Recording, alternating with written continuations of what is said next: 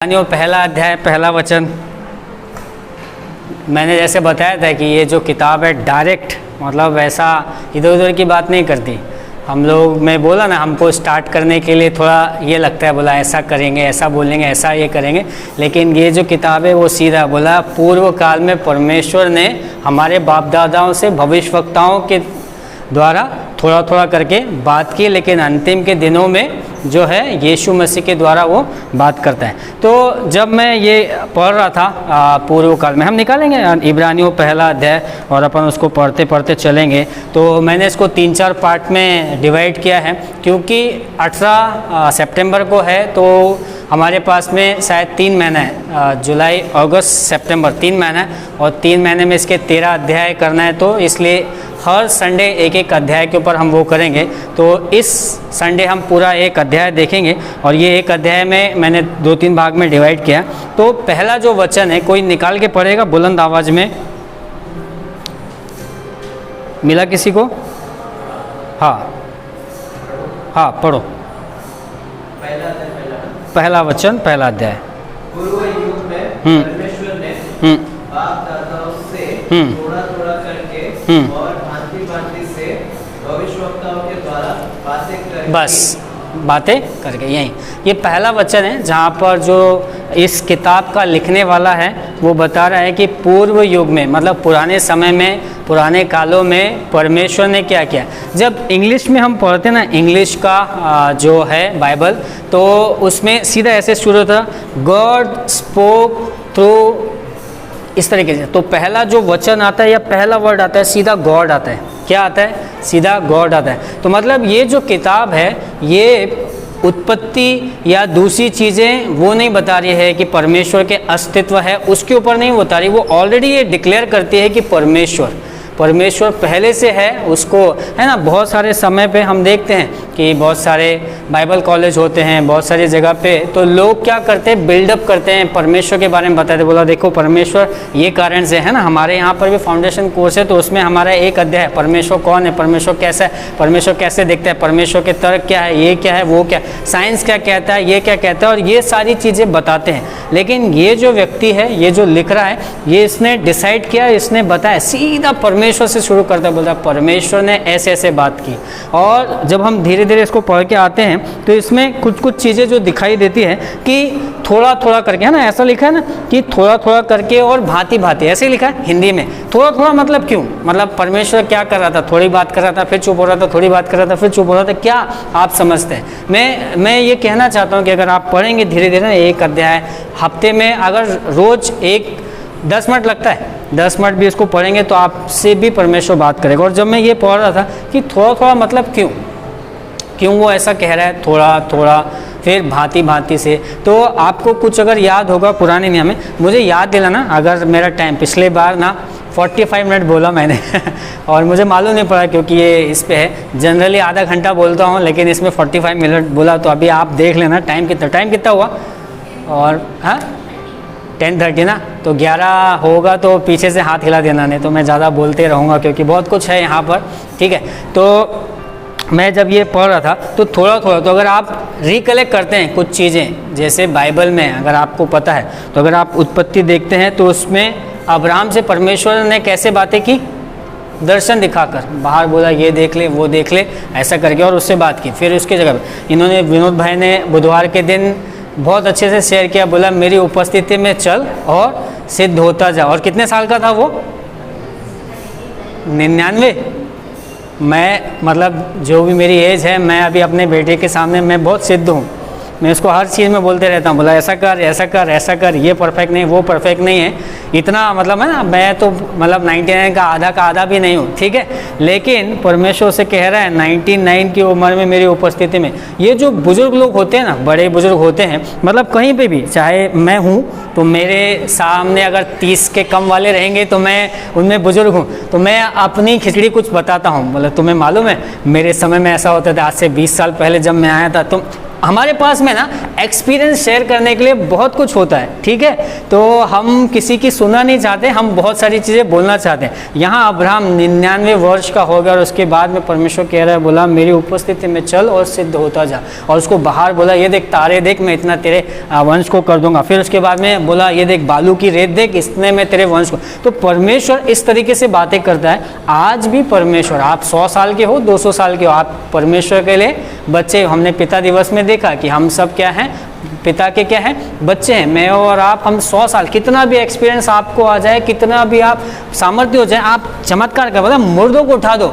लेकिन फिर भी आप परमेश्वर के सामने क्या है, परिपक्व नहीं है। परमेश्वर के सामने हम छोटे हैं और वो हमें यही कहेगा, बोला आप बेटा है मेरी उपस्थिति में चल, तू 100 साल का है मुझे मालूम है, लेकिन अपने घर में रह, तू मेरी उपस्थिति में चल और सिद्ध होता जा। तो परमेश्वर ने यहाँ पर लिखा है पूर्व काल में थोड़ा थोड़ा, तो अब्राहम के साथ में थोड़ी बात की, पहले ये दिखाया फिर वो दिखाया, फिर उसके बाद में उसका ज़माना गया तो फिर उसके बेटे का ज़माना है, उसका भी ज़माना गया, उसके बाद मूसा का ज़माना है। तो मूसा के सामने झाड़ियाँ जलने लगी और फिर उसके बाद में वो जब जाने लगा तो परमेश्वर ने बोला रुको, तुमने जो चप्पल पहनी है ना वो गंदी, उनको निकालो, ये स्थान पवित्र है। तो परमेश्वर से जलती परमेश्वर ने मूसा से जलती झाड़ी में। फिर उसके बाद में आप देखेंगे तो एक एक करके बहुत सारे भविष्यवक्ता आए उनके साथ में, है ना, यूसुफ के साथ में, धीरे धीरे धीरे बहुत सारे लोगों से। फिर एक भविष्यवक्ता जिसका नाम यशाया, आपको पता है यशाया को कैसे बात किया परमेश्वर ने, उसको दर्शन दिखाया, स्वर्गीय दर्शन दिखाया, जहाँ पर वो काब के समान पक्षियाँ उड़ रहे थे और परमेश्वर को कह रहे थे पवित्र पवित्र पवित्र पवित्र,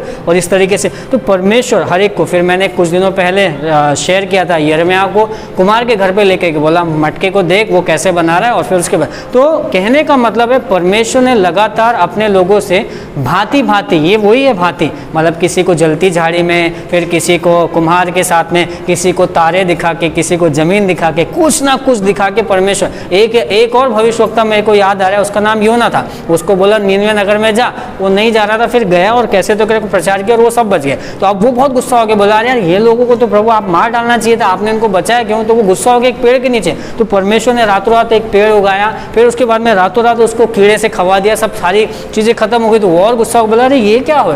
तब फिर परमेश्वर को बोलता है जिस पेड़ को तूने उगाया नहीं, जिस पेड़ को तूने कुछ नहीं किया, उसके लिए तू इतना परेशान हो रहा, तो ये पूरे देश जहाँ 1,20,000 है, मैं इनसे कितना प्यार करता हूँ। तो इस तरीके से परमेश्वर ने क्या किया, अलग अलग समय पे अलग अलग तरीके से क्या किया, बातें की। तो यहाँ पर वो जो लिखने वाला है, इब्रानियों का लिखने वाला, इन्हीं सब बातों को याद करके जब हम आगे पढ़ते हैं तो एक एक भविष्यवक्ताओं के नाम लेता है और क्या क्या चमत्कार उन्होंने किया, उन सारे चमत्कारों का हमें बखान देके वो करता है। तो थोड़ा थोड़ा कर कर और फिर एक समय पे जब मैं ये थोड़ा थोड़ा के बारे में वो कर रहा था, तो अध्ययन कर रहा था, तो एक समय पे ऐसा लिखा, आपको मालूम है एक नबी था जिसका नाम शामिल था, जो छोटा था और वो उसकी माँ बांझ थी, उनको बच्चा नहीं होता था। और फिर उसके बाद में एक दिन वो मंदिर में आई, परमेश्वर के भवन में आई और बहुत रोई, बोला मुझे सब लोग मजाक उड़ाते हैं, मेरे को बच्चा दे दे। परमेश्वर ने उसकी कोख खोली और उसको बच्चा हुआ। तो जब उसको बच्चा हुआ तो उसने क्या किया, परमेश्वर के भवन में समर्पित कर दिया। और वो परमेश्वर के भवन में, उसी किताब में उन्हीं जगह पे लिखा है कि वहाँ पर एक नबी थे जिनका नाम एली था,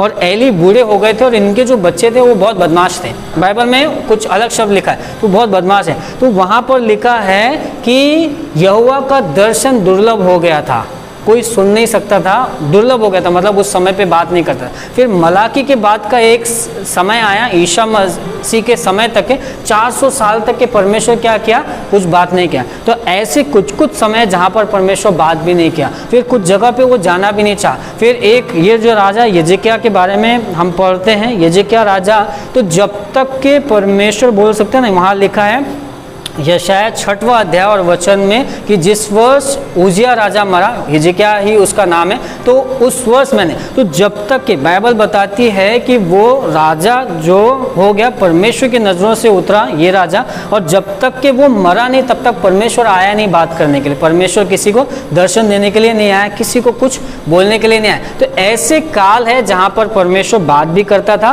और जहाँ पर परमेश्वर ने क्या किया, चुप्पी ठान लिया। तो इसलिए ये जो रचयिता है, इसलिए ये जो लेखक है वो कहता है कि पुराने समय में परमेश्वर ने हमारे बाप दादाओं से थोड़ा थोड़ा करके और भांति भांति करके क्या की, बात की। लेकिन दूसरा वचन क्या कहता है, दूसरा वचन क्या कहता है, इन अंतिम दिनों में हमसे पुत्र के द्वारा बातें करता है जिसे उसने सारी वस्तुओं का वारिस ठहराया और उसी के द्वारा सारी सृष्टि की रचना की। वह उसकी महिमा का प्रकाश और उसके तत्व की छाप है और सब वस्तुओं को अपने सामर्थ्य के वचन से संभालता है। वह पापों को धोकर ऊंचे स्थानों पर महिमा महिम के दाहिने जा बैठा है और स्वर्गदूतों से उतना ही उत्तम ठहरा जितना उसने उनसे बड़े पद का वारिस होकर उत्तम नाम पाया है। तो पहले परमेश्वर क्या कर रहा था, थोड़ा थोड़ा बातें कर रहा था, भविष्यवक्ताओं के द्वारा बातें करता था, लेकिन अंतिम दिनों में वो क्या कर रहा है,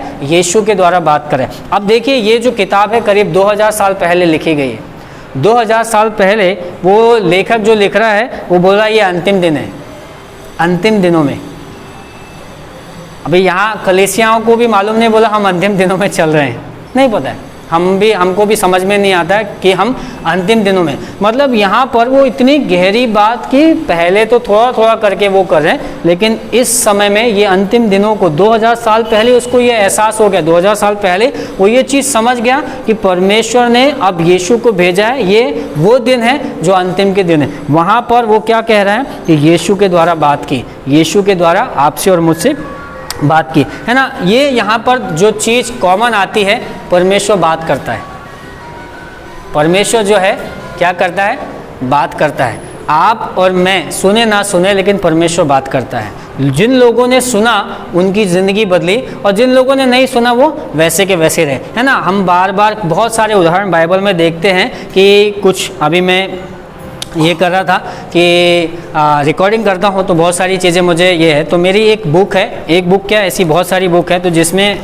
मैं ऐसे मैसेज बनाता हूँ और पूरे लिख लिख के छापते जाता हूँ, और ये मेरे पास सॉफ्ट कॉपी भी है। तो ऐसा मेरे पास में कम से कम 1000 होंगे ऐसे, और बुक ऐसी रखी हुई है, तो वो वहाँ पर रखा है। तो मैं सोच, अभी मैं वीडियो बनाता हूँ ना रोज़, एक आप तो देखते होंगे, नहीं देखते तो कोई बात नहीं, आप देखते होंगे, तो वो रोज़ एक वीडियो 5 मिनट का वो करने के लिए, तो मैं एक दिन सोचा कि क्या करता हूँ, मैं उसमें से बहुत सारी कहानियाँ, किस्से तो मैंने हज़ारों पढ़े हैं, तो चलो उसमें से लेके वो करता हूँ। आप यकीन नहीं करेंगे, परमेश्वर ने मुझे कहा, बोला नहीं, जो पीछे रह गया वो वैसे ही रहने दे, उसको देखने की ज़रूरत नहीं, मैं तुझे नए दूंगा। और आप यकीन करेंगे कि परमेश्वर रोज़ मुझे, मतलब मेरे पास में भरपूरी है, मेरे को पुरानी किताबें पलट के देखने की जरूरत, बोला आज मैं क्या रिकॉर्ड करूं, आज मैं क्या रिकॉर्ड करूं। परमेश्वर मुझे रोज़ नए नए रेवलेशन, नई नई बातें क्या करता है, प्रकट करता है। तो मैं ये जानता हूं, यहाँ पर ये लेखक भी वो है कि पहले वो थोड़ा थोड़ा बात कर रहा था, लेकिन इन अंतिम दिनों में वो डायरेक्ट 1 to 1 यीशु मसीह रोज़ आपसे और मुझसे क्या कर रहा है, बात कर रहा है। जब मैं यहाँ पर भी आ रहा था तो परमेश्वर मुझसे बात कर रहा था, आप भी जब यहाँ पर आ रहे हैं परमेश्वर आपसे बात कर रहा है, आपको सिर्फ सुनने की जरूरत है।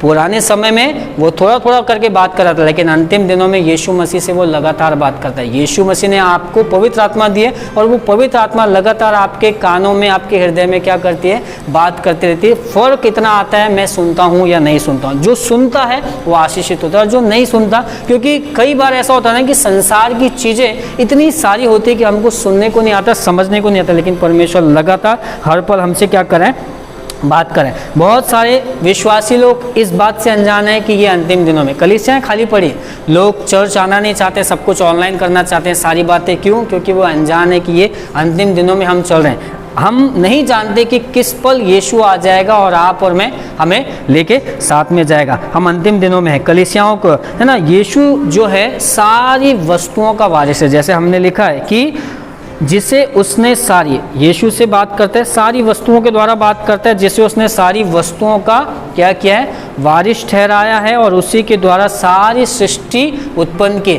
आप जो कुछ भी देखते हैं ये यीशु के द्वारा उत्पन्न हुआ। परमेश्वर ने यीशु को क्या किया, सारी सृष्टि का वारिस बनाया है और सब कुछ उसी के द्वारा उत्पन्न किया और उसी के द्वारा वो क्या करता है, आपसे और मुझसे बात करता है। पहले मैंने बताया कि अब्राहम को बोला ये देखो तारे देखो, ये देखो आसमान देखो, ये देखो रेत देखो, दूसरे को झाड़ी दिखाया, किसी और को ऐसा दर्शन दिखाया। यहाँ पर परमेश्वर कह रहा है कि उसी के द्वारा इन सारी चीज़ों का निर्माण हुआ है उसके द्वारा वो आपसे बात कर रहा है ना। यीशु मसीह, हम जितने भी भविष्यवक्ता हमने पुराने नियम में देखे, उन सब तो वो सब तो परमेश्वर का संदेश लेके आए थे आपसे और मेरे लिए और उस समय के लोगों के लिए, वहाँ के लोगों के लिए। लेकिन यीशु मसीह खुद वो क्या करता है, संदेश बन के आया है ना। यहाँ पर जब हम देखते हैं कि बोला इसको ये दिखा रहा है, उसको वो दिखा रहा है, इसको ऐसे करके बात कर रहा है, लेकिन यहाँ पर परमेश्वर वो बताता है कि उसी के द्वारा सारी सृष्टि की रचना हुई है और वही सबका वारिस है और वो उसके द्वारा आपसे और मुझसे क्या करता है,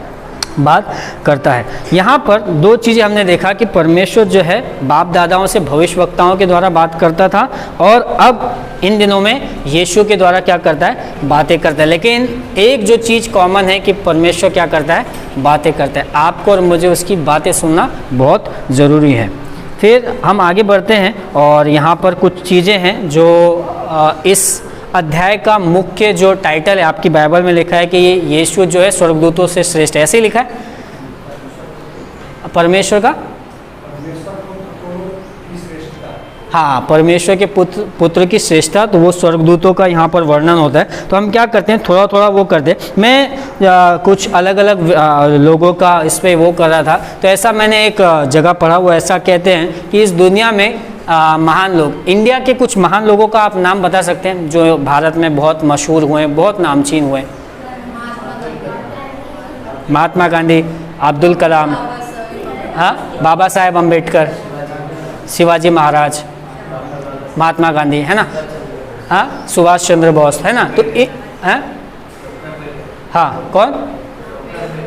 हाँ, डॉक्टर अम्बेडकर, ठीक है। तो इन लोगों का नाम जो है, इन्होंने, डॉक्टर अम्बेडकर ने संविधान को लिखा, पूरी टीम थी लेकिन वो उसमें मुख्य रोल रहे। गांधी जी ने आज़ादी दिलाई, पूरी टीम थी लेकिन वो उनमें मेन रोल रहे। सुभाष चंद्र बोस ने कुछ और किया। तो ऐसे बहुत सारे महान लोग हुए हैं ना। एक और महान व्यक्ति अभी मोदी जी है हमारे, तो उनका भी नाम मतलब है, बहुत महान है, मतलब लिखा जाएगा उनका, ठीक है।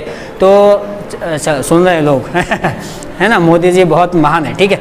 तो ये जो है इतिहास बने। फिर कुछ जो इस दुनिया में ऐसे लोग आए जिनका होना आप और मैं मतलब सोचते हैं कि वो काश नहीं होते। तो जैसा एक व्यक्ति था जिसका नाम हिटलर था, है ना। हिटलर ने क्या किया, कई यहूदियों को मार डाला, गैस डाल के मार डाला, बम से मार डाला। और मतलब आप और मैं सोचते हैं कि ऐसे लोग ना होते तो बहुत अच्छा था। फिर कुछ लोग जो आतंकवादी आए, उन्होंने सीधा बहुत सारे बेगुनाह लोगों को मारा। फिर एक जो जनरल डायर था ना, जिन्होंने क्या किया, जलियांवाला बाग में लिया। तो हम ऐसा सोचते हैं कि ऐसे लोग ना ही होते, जन्म लेते तो अच्छा होता। लेकिन फिर भी अगर आप इतिहास देखेंगे, हिस्ट्री देखेंगे, तो आपके पास में महात्मा गांधी की हिस्ट्री है, आपके पास में, है ना, बोल सकते हैं कि पृथ्वीराज चौहान की हिस्ट्री है। फिर उसके बाद में अंबेडकर साहब की, बहुत सारे लोगों की हिस्ट्री है। और आज बोल सकते हैं कि ये हिस्ट्री, सोचो एक महात्मा जी की, जब मैं छोटा था तो किताब थी और वो उनकी सहायक वाचन 7th स्टैंडर्ड में, तो उसकी इतनी मोटी बुक थी। फिर उसके बाद में उनके ऊपर बहुत सारी किताबें लिखी, बड़ी बड़ी लाइब्रेरियाँ महात्मा गांधी के नाम पे बनाई गई है, अंबेडकर साहब के नाम, ये इतिहास में उनका नाम मतलब लिखा हुआ है।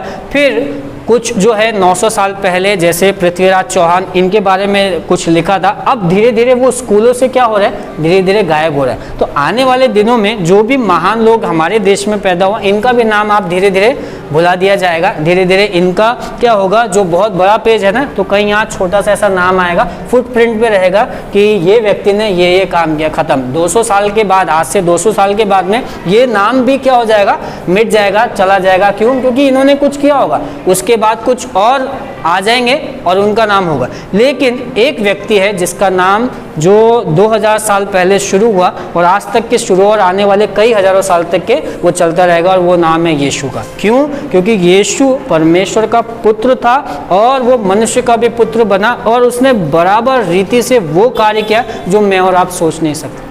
हमारे लोगों ने शारीरिक चीज़ों को देखा, लेकिन यीशु ने आत्मिक चीज़ों को देखा, और इसके कारण वो क्या किया, मानव का रूप लेके धरती पर आया। मेरे और आपके पापों को क्या किया उसने, अपने ऊपर ले लिया और क्रूस पर चढ़ गया, और क्रूस पर भी वो मार मतलब एक दर्द के साथ में हुआ। इसी के कारण उसका नाम है ना इतना महान हुआ, स्वर्गदूतों से भी वो क्या हो गया, महान नाम हो गया। तो बहुत सारे नेता आएंगे, बहुत सारे अभिनेता आएंगे, बहुत सारे महान लोग आएंगे, लेकिन यीशु के जैसा ना तो महान था और ना ही कोई होगा। तो इस अध्याय में वो स्वर्गदूतों के साथ में, ये जो लेखक है स्वर्गदूतों के साथ में उसकी तुलना करता है। क्यों तुलना करता है? क्यों? क्योंकि जिस समय में ये लिख रहा है और जिन विश्वासियों को, जिन यहूदियों को वो देख रहा है, तो इन यहूदियों में बहुत सारी धारणाएं हैं कि पुराना धर्म ही अच्छा था, पुराना तरीका ही अच्छा था, और ये विश्वास में सताए जा रहे हैं। कोई लोग उनको तंग कर रहा है, शायद वो डर है कि अरे यार अब हमको वापस से हमारे पुराने धर्म में ना बदली कर दिया जाए, यीशु के कारण हमें काट ना दिया जाए, मार ना दिया जाए, जला ना दिया जाए।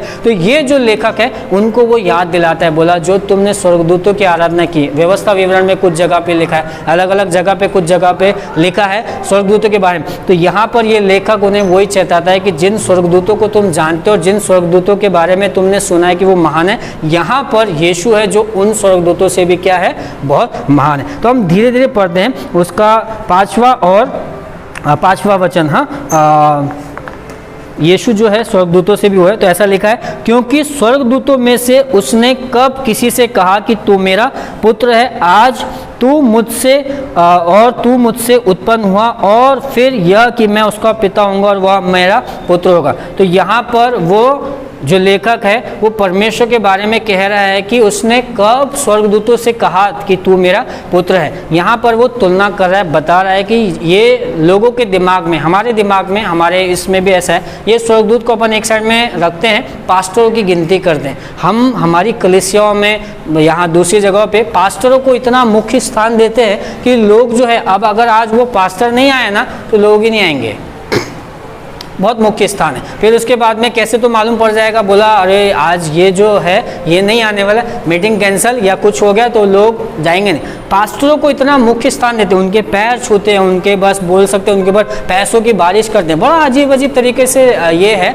इसी कारण से आज के समय में भी ये हमसे और आपसे रिलेटेड है कि परमेश्वर यीशु मसीह जो है उस समय पे ये स्वर्गदूतों से तुलना कर रहे थे, आज के समय पे पास्टरों से तुलना हम कर सकते हैं कि नहीं, यीशु मसीह किसी पास्टर या किसी भविष्यवक्ता या किसी प्रभु के दास से कई गुना बढ़कर है। हमारे दिमागों में ऐसा रहता है कि ये व्यक्ति हमारे लिए प्रार्थना करेगा तो सब अच्छा हो जाएगा, या ये हमें पढ़ा देगा तो सब अच्छा हो जाएगा, या ये डॉक्टर आएगा तो सब बोल सकते हैं ना मरे को भी जिंदा कर देगा। मैं आपको बताना चाहता हूँ कि नहीं, यीशु मसीह इन सब से क्या है, बढ़कर है। तो यहूदी उस समय पे सोचते थे कि स्वर्गदूत हमारे साथ में है, ये हमारे साथ में है। यहाँ पर ये रचयिता या ये लेखक है वो कह रहा है कि यीशु स्वर्गदूतों से भी क्या है, श्रेष्ठ है। यीशु क्यों श्रेष्ठ है? तो पहली चीज कि यीशु परमेश्वर का इकलौता पुत्र है, स्वर्गदूत नहीं है। क्यों श्रेष्ठ है यीशु स्वर्गदूतों से? क्योंकि यीशु क्या है, परमेश्वर का इकलौता पुत्र है। वो स्वर्गदूतों को पुत्र कहता है, या पुत्रों बहुत सारी गिनतियों में वो पुत्र है, लेकिन परमेश्वर का इकलौता बेटा कौन है, यीशु है। इसी कारण से जो है वो स्वर्गदूतों से श्रेष्ठ है। फिर दूसरी चीज आती है कि स्वर्गदूत यीशु की आराधना करते हैं और सेवा करते हैं। स्वर्गदूत क्या करते हैं, यीशु की आराधना करते हैं। यहाँ पर लिखा है 6वें वचन में, और जब पहलेटे को जगत में फिर लाता है तो कहता है परमेश्वर के स्वर्गदूत सब उसको दंडवत करें, और स्वर्गदूतों के विषय में कहता है कि वह अपने दूतों को पवन और अपने सेवकों को धधकती आग बनाता है। यीशु इसलिए श्रेष्ठ है कि स्वर्गदूत क्या करते हैं, उसकी आराधना करते हैं। स्वर्गदूतों को इसलिए बनाया गया है कि वो उसकी क्या करें, आराधना करें। ये रीजन से यीशु इन स्वर्गदूतों से श्रेष्ठ है। यहाँ पर वो चार बातें बताता है कि कौन कौन से कारण से स्वर्गदूतों से वो श्रेष्ठ है। आज मुझे और आपको ये समझना बहुत ज़रूरी है कि आपके स्वर्गदूत कौन है। कई बार हम सोचते हैं ना, हम मनुष्यों को स्वर्गदूत बनाते हैं, बोला ये जो है ये तो मेरा स्वर्गदूत है, ये मेरा क्या है, अलग अलग वर्ड बोलते हैं, ये मेरी आँख का तारा है, ये जो है बस ये आ गया बस दिल खुश हो गया। कई बार ऐसा होता है कि कुछ लोग अपनी काबिलियत को इस तरीके से होल्ड करते रहते हैं कि उनके बिना ना तो संस्थाएं चलती है, ना तो उनके बिना चर्च चलता है, ना तो उनके बिना कंपनियां चलती हैं, और जितने भी लोग हैं वो भी उनके आदी हो जाते हैं। बोला ये आएगा ना, ये जब स्टार्ट करेगा ना तभी सब होगा। जब जैसे ये माइक पकड़े बोला हालेलुया, तो यहाँ पे बस सब नाचने लगे। बोला इसके बोलने में वो सामर्थ्य है। मैं आपको बताना चाहता हूँ प्यारे भाइयों बहनों, इन सारी चीज़ों से बच के रहना। और जो लोग मुझे ऑनलाइन में भी सुन रहे हैं उनको भी मैं यही कहना चाहता हूँ, इन सारी झूठी बातों से बच के रहना। किसी के बोलने में नहीं, ना तो किसी के बजाने में, ना किसी के गाने में, परंतु परमेश्वर जो है वो आपके हृदय में वास करता है। जैसे ही आप अपने आप को पवित्र आत्मा से आप भरा हुआ पाते हैं, आपको वो उपस्थिति महसूस होती है। परमेश्वर इन सारी बातों से क्या है बढ़कर है। उस समय पे लोग स्वर्गदूतों के साथ में तुलना कर रहे थे, आज के समय में लोग भविष्यवक्ताओं का। और पास्टर स्टैनली, मैं बहुत खुश हूँ कि मैं ऐसी कलीसिया में, और आपको भी ऐसी कलीसिया में आपको मौका मिलता है। हमारे यहाँ पर वो बोलते हैं मुझे सर भी मत बोलो, मुझे पास्टर मत बोलो, मुझे क्या बोलो, अंकल बोलो। तो हम अंकल बोलते हैं उनको।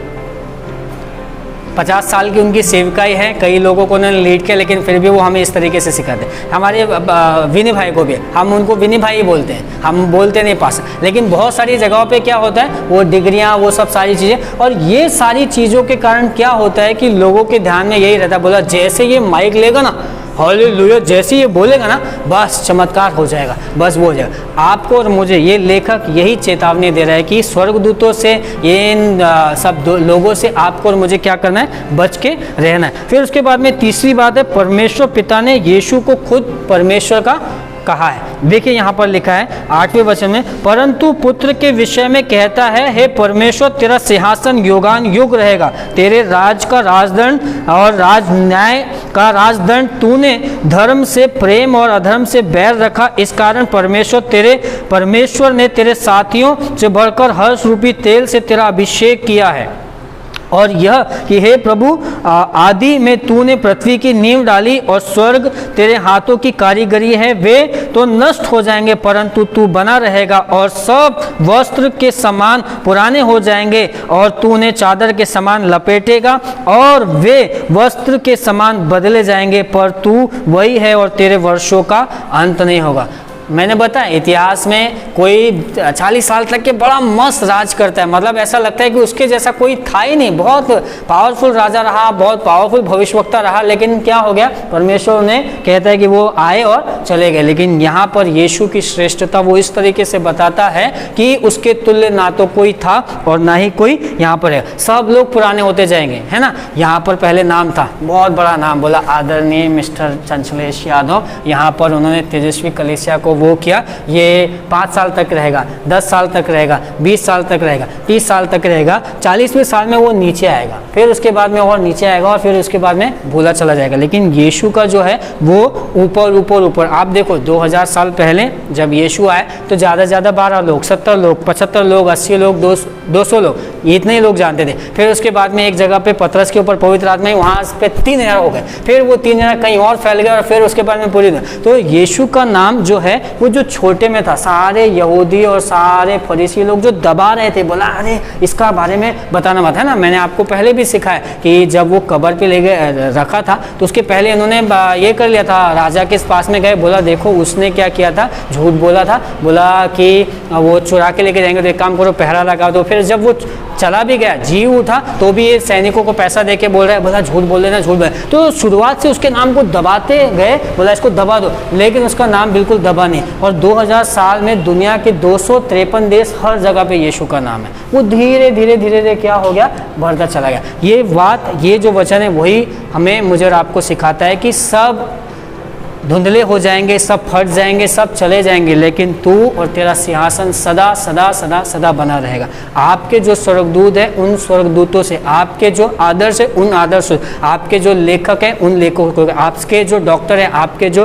टीचर है, उन सब से बढ़कर प्रभु यीशु मसीह। यहाँ पर वो वही हमें सिखाता है कि स्वर्गदूतों से श्रेष्ठ कौन है, परमेश्वर है। तो पहला कि यीशु परमेश्वर का पुत्र है, इसलिए वो स्वर्गदूतों से श्रेष्ठ है। दूसरा कि स्वर्गदूत भी उसकी आराधना करते हैं, इसलिए वो स्वर्गदूतों से श्रेष्ठ है। और तीसरा कि पिता परमेश्वर ने खुद उसको परमेश्वर की उपाधि दी। यहाँ पर लिखा है कि परंतु पुत्र के विषय में कहता है, हे परमेश्वर तेरा सिंहासन युगानुयुग रहेगा। पुत्र के विषय में कह रहा है कि हे परमेश्वर तेरा सिंहासन, पिता खुद भी उसे क्या करता है, परमेश्वर का सिंहासन देता है, इसलिए वो श्रेष्ठ है। और चौथी और अंतिम बात है कि यीशु ने अपने कार्य को पूरा करके पिता के दाहिने जाके बैठा है। स्वर्गदूत अभी भी कार्य कर रहे हैं, स्वर्गदूत जो है लगातार कार्य कर रहे हैं, यहाँ वहाँ स्वर्गदूत हमेशा कार्य करते हैं। यहाँ पर लिखा है 13 और 14 में ऐसे लिखा है, और स्वर्गदूतों में से उसने किससे कब कहा कि तू मेरे दाहिने बैठ, जब तक कि मैं तेरे बैरियों को तेरे पाँव के नीचे की पीढ़ी ना कर दूं। क्या वे सब सेवा टहल करने वाली आत्माएं नहीं जो उद्धार पाने के लिए सेवा करने को भेजी जाते हैं। तो स्वर्गदूत जो है अभी भी काम करें, वो क्या काम करें, लोगों की मदद कर रहे हैं, लोगों के आसपास में। यहाँ पर वही लिखा है कि वे आत्मा हैं जो लोगों को क्या कर रहे हैं, सेवा करने के लिए भेजी जाती है। तो यीशु ने अपना कार्य करके परमेश्वर के दाहिने जाके बैठा है। स्वर्गदूत जो है अभी भी कार्य कर रहे हैं, इसी कारण से यीशु क्या है, इन स्वर्गदूतों से भी श्रेष्ठ है, इन स्वर्गदूतों से भी श्रेष्ठ है। यीशु ने अपना कार्य पूरा किया, यीशु अपना कार्य पूरा करके परमेश्वर के पास में जाके बैठ गए, और स्वर्गदूत जो है वो आज भी उसकी आज्ञा मान के पृथ्वी पर क्या करें, कार्य करे पड़े हैं, कार्य करे पड़े हैं। वो आपकी मेरी मदद करें, आपके मेरे साथ में रहते हैं, आपके मेरी अगुवाई करते हैं, आपके आसपास में रहते हैं। वो स्वर्गदूत का उनका कार्य जारी है। मुझे और आपको ये समझना है कि यीशु ने क्या कार्य पूरा किया। आपको पता है क्या कार्य पूरा किया यीशु ने? क्रूस पर अपने आप को देखे, अपने प्राण को देखे, आखिरी शब्दों में उसने कहा पूरा हुआ। और आप और मैं जो भी उस क्रूस को देखता है, जो भी उस क्रूस के पास आता है, जो भी उस क्रूस के सामने घुटने टेकता है, जो भी कहता है यीशु को कि प्रभु मुझे अपनी शरण में लो, यीशु अपनी शरण में लेता है। तो उसने क्रूस पर अपने कार्य को पूरा किया। ये लेखक वही चीज़ों को यहाँ पर लिखता है कि पुत्र को वो पिता कहता है कि मेरे दाहिने बैठ। स्वर्गदूत तो आज भी कार्य कर रहे हैं, आज भी करते रहेंगे। आपके और मेरा जो जिस परमेश्वर की हम उपासना करते हैं यीशु की, वो सिद्ध परमेश्वर है। उसने क्या किया, सारी मानव जाति के लिए अपने आप को दिया, और 2000 साल पहले जो लोग आज तक के नहीं कर पाए उसने कर दिया, और वो दाहिने बैठा हुआ है और उसका कार्य पूरा हुआ। मुझे और आपको क्या कार्य करना है? मुझे और आपको उसको स्वीकार करना है, मुझे और आपको उसकी आवाज़ सुनना है। आज परमेश्वर की आवाज़ अगर आपके आसपास, हमने ये गीत सुना, हमको गाना नहीं आ रहा था, हमने वो सुना कि तू यहाँ चल और फिर रहा, तू यहाँ कार्य कर रहा, तो यहाँ पे दिलों को छू रहा। परमेश्वर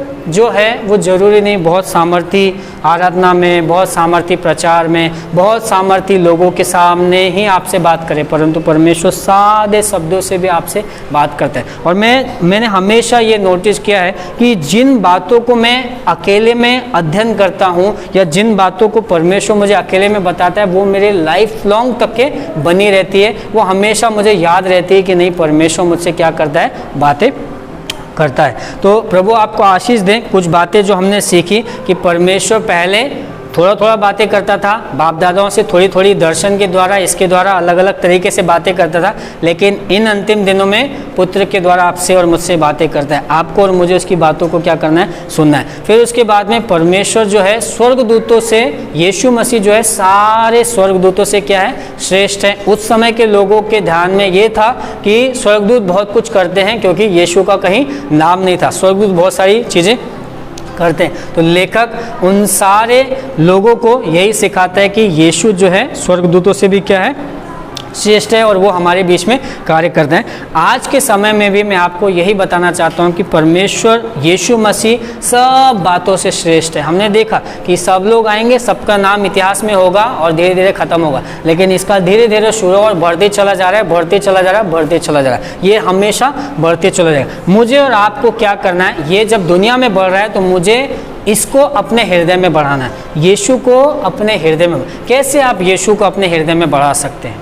किस तरीके से आप उसके पास में और गहराई से आ सकते हैं? आपको और मुझे सीखना है कि हम कैसे परमेश्वर को ज़्यादा सुन सकें। वो हमसे बात कर रहा है, वो हमको हमारा ख्याल कर रहा है, तो क्या आप और मैं उसकी तरफ कान लगाते हैं? क्या आप और मैं उसको सोचते हैं, सुनते हैं कि प्रभु आज हमसे बात करें, प्रभु आज आप हमें संभालें। आइए हम प्रार्थना करते हैं, ख़त्म करते हैं। प्रभु यीशु मसीह, हम आपको धन्यवाद देते हैं इन बातों के लिए। हम धन्यवाद देते हैं प्रभु कि इन बातों से आपने हमारे हृदय में कार्य किया। प्रभु प्रार्थना करते हैं कि आप हमारी सहायता कीजिए कि हम आपकी आवाज़ सुन सकें। प्रभु जैसा लेखक इब्रानियों को कहता है कि पूर्व युग में आपने भविष्यवक्ताओं से भांति भांति और थोड़ा थोड़ा करके बात की प्रभु, लेकिन अंतिम दिनों में यीशु मसीह पुत्र के द्वारा आप हमसे बातें करते हैं। प्रभु आज प्रार्थना करते हैं, घोषित करते हैं प्रभु कि जब हम यहाँ से जाएंगे आप हमसे बातें करेंगे प्रभु। आपके वचन लगातार हमारे हृदय में चलेंगे प्रभु। सारी बातें, सारे इतिहास में जिनका भी नाम है प्रभु धीरे धीरे गायब हो जाएगा, लेकिन आपका नाम लगातार लगातार बढ़ता रहेगा प्रभु। प्रार्थना करते हैं वो जो बढ़ने वाला नाम है वो हमारे हृदय में, दिल में, दिमाग में बढ़े प्रभु यीशु। हम आप में रात और दिन बढ़े, मजबूत हों, आपकी बातों को सुनने वाले बने, समझने वाले बने और वैसा करने वाले बने प्रभु। ये अंतिम दिन है जो आप अपने वचनों से हमें सिखाते हैं। इन अंतिम दिनों को हम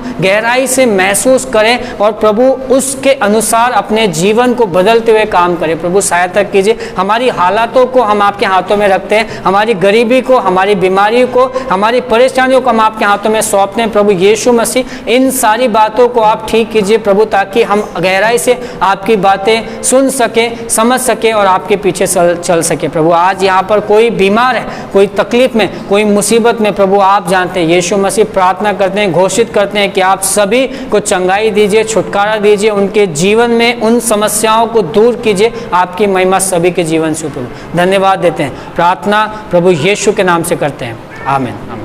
प्रभु आप सबको आशीष दे। Thank you.